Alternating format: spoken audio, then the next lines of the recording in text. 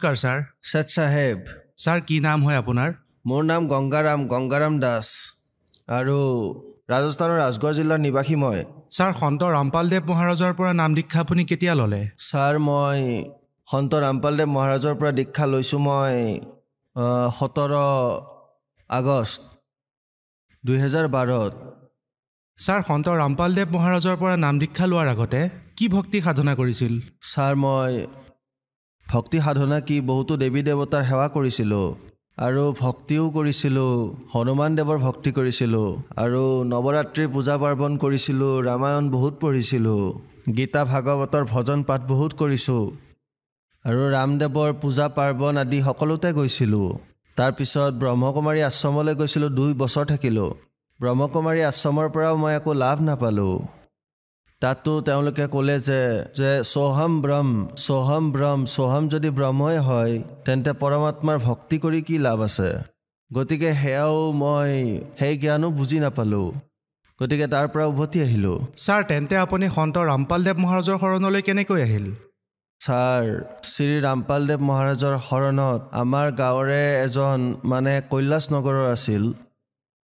তেওঁ জ্ঞান গংগা দিলে মোক আৰু সেই জ্ঞান গংগাত মই সম্পূৰ্ণ জ্ঞান গংগা মই পঢ়িলোঁ আৰু তাত সন্ত ৰামপালদেৱ মহাৰাজৰ জ্ঞান মই বুজি পালোঁ আৰু জানিলোঁ সেই ব্ৰহ্মা বিষ্ণু মহেশৰ মাতা পিতা কোন হয় আৰু তাৰপিছত সৃষ্টি ৰচনা কোনে কৰিছে আৰু গম পালোঁ যে এই ভক্তি এয়া বেলেগ ডিজাইনৰ হয়। তাত মই বুজি পালোঁ যে সন্ত ৰামপালদেৱ মহাৰাজে কিয় কৈছে যে ভক্তি কৰি আছা লোককথাৰ মতে সদগুৰুৱে লগ পাই চাকি দিলে হাতে হাতে।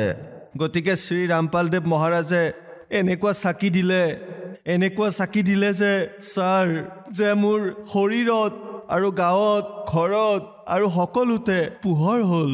সেই যি জ্ঞান গংগাৰ তলৰ সেই নক্সাৰ আধাৰত মই সতলোক আশ্ৰমলৈ গ'লোঁ বৰবালাত। তাৰ পৰা সন্ত ৰামপালদেৱ মহাৰাজৰ পৰা নাম দীক্ষা গ্ৰহণ কৰিলোঁ। ছাৰ সন্ত ৰামপালদেৱ মহাৰাজৰ পৰা নাম দীক্ষা লোৱাৰ পিছত শ্ৰদ্ধালুসকলে বহুত লাভ প্ৰাপ্ত কৰে। তেন্তে সন্ত ৰামপালদেৱ মহাৰাজৰ পৰা নাম দীক্ষা লোৱাৰ পিছত আপুনিও কিবা লাভ পালেনে? হয় ছাৰ, মোৰ ইমান লাভ প্ৰাপ্ত হ'ল যে মোৰ প্ৰায় 10 বছৰৰ পৰা এটা বেমাৰ আছিল, পেটত সমস্যা আছিল। তাৰ বাবে মই যেতিয়া ডক্তৰৰ ওচৰলৈ যাওঁ তেতিয়া কয় যে তুমি ঔষধ পাতি খোৱা, যদি এই ঔষধ পাতিৰে ঠিক হয় তেনেহ'লে ভাল, নহ'লে তোমাৰ চিকিৎসা কৰিম। তেতিয়া ডক্তৰে ক'লে যে এই বেমাৰতটো খৰচ অতি কমেও 1 লাখ টকামান হ'ব। ছাৰ 1 লাখ টকা মোৰ হাতত একেবাৰে নাছিল। সেইবাবে নাতো ঔষধ পাতি খালোঁ আৰু সেই জ্ঞান গংগাৰ আধাৰত মই সেই সন্ত ৰামপালদেৱ মহাৰাজৰ শৰণলৈ গ'লোঁ আৰু তাত মইতো তাত একোৱে কোৱা নাছিলোঁ যে মোৰ কিবা দুখ আছে বা বেমাৰ আছে। কিন্তু সন্ত ৰামপালদেৱ মহাৰাজে যেতিয়াই মূৰত হাত থলে তেতিয়াই মোৰ পেটত যি সমস্যা আছিল একেবাৰে ঠিক হৈ গ'ল, একো সমস্যা নাথাকিল। অপাৰেশ্যন অবিহনে ঔষধ পাতি একোৱে খাব লগা নহ'ল আৰু মই ঠিক হৈ গ'লোঁ। ইয়াৰ পিছত মোৰ যি ল'ৰা আছিল সি কাৰিকৰীৰ কাম কৰিছিল। কাম কৰি থাকোঁতে কি হ'ল যে এবাৰ তলত কোঠাত আছিল 12 mm এডাল তাঁৰ আছিল আৰু তাৰ 11,000ৰ বিদ্যুৎ কোঠাৰ ওপৰত। তাত আৰু এজন ল'ৰা আছিল, তাৰ পৰা যি বিদ্যুৎ লাগিল সি ওপৰৰ পৰা তলত বাগৰি পৰিল আৰু তলৰজন তলতে বাগৰি গ'ল। মই একেবাৰে চিকিৎসা নকৰালোঁ, না ঔষধ খোৱালোঁ নে কিবা।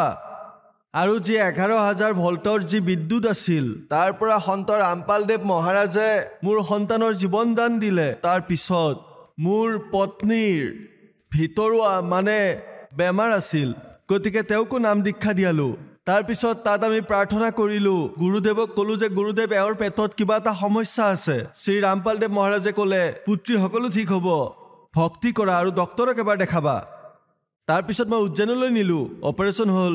তাত যেতিয়া অপাৰেশ্যন কৰাব নিলোঁ তেতিয়া তেওঁ ক'লে যে স্বামী ৰামপালদেৱ মহাৰাজৰ কৃপাত মোৰ একো নহয়। তেতিয়া তাৰে ডক্তৰে চুগাৰৰ বেমাৰ আছে বুলি ক'লে।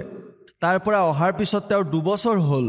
যি ঔষধৰ কথা কৈছিলে ডক্তৰে সেই ঔষধ খোৱা বন্ধ কৰি দিলে তেওঁ, আৰু আৰ্থিক লাভো ইমানেই হ'ল যে আগতে মই একোৱেই লাভ পোৱা নাছিলোঁ আৰু এতিয়া কমেও 1 বছৰত 10 কঠা মাটি কিনি লওঁ আমি শ্ৰী ৰামপালদেৱ মহাৰাজৰ কৃপাত।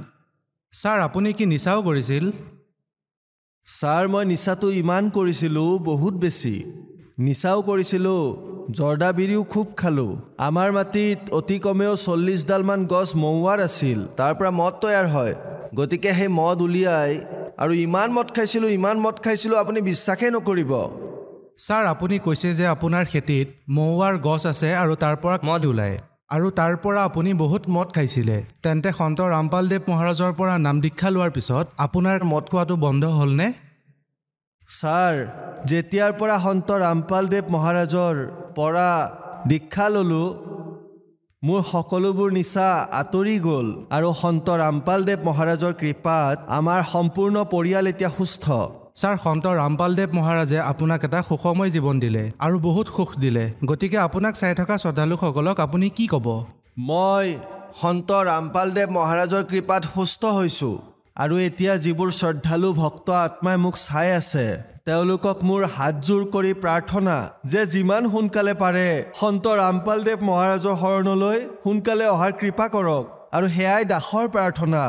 আৰু তাৰপিছত কোনো ডক্তৰে যদি মানা কৰি দিয়ে যে এয়া তোমাৰ বেমাৰ ভাল নহয়, তাৰ পিছত সন্ত ৰামপালদেৱ মহাৰাজৰ শৰণলৈ আহি নাম দীক্ষা লওক আৰু বিনা ঔষধেৰে সুস্থ হওক। ছাৰ, সন্ত ৰামপালদেৱ মহাৰাজৰ শৰণলৈ কেনেকৈ আহিব পাৰি? ছাৰ, সন্ত ৰামপালদেৱ মহাৰাজৰ পৰা দীক্ষা ল'বৰ বাবে চেনেলত প্ৰবচন আহে আৰু তলত যি শাৰী আহি থাকে তাত ফোন নম্বৰ দিয়া থাকে। সেই ফোন নম্বৰেৰে সন্ধান কৰক। প্ৰত্যেক জিলাত সন্ত ৰামপালদেৱৰ নাম দীক্ষা কেন্দ্ৰ খোলা হৈছে আৰু তাৰ পৰা নাম লৈ লওঁ। গতিকে যিমানবোৰ অনুগামী আছে শ্ৰী ৰামপালদেৱ মহাৰাজৰ অনুগামী, গাঁৱে গাঁৱে গৈ কিতাপ বিতৰণ কৰে। জ্ঞান গংগা, জীৱনৰ সুগম পথ, গীতা তোমাৰ জ্ঞান অমৃত, এই কিতাপ লওক আৰু জ্ঞান প্ৰাপ্ত কৰক আৰু সন্ত ৰামপালদেৱ মহাৰাজৰ পৰা দীক্ষা লওক। ধন্যবাদ ছাৰ। সৎ চাহেব।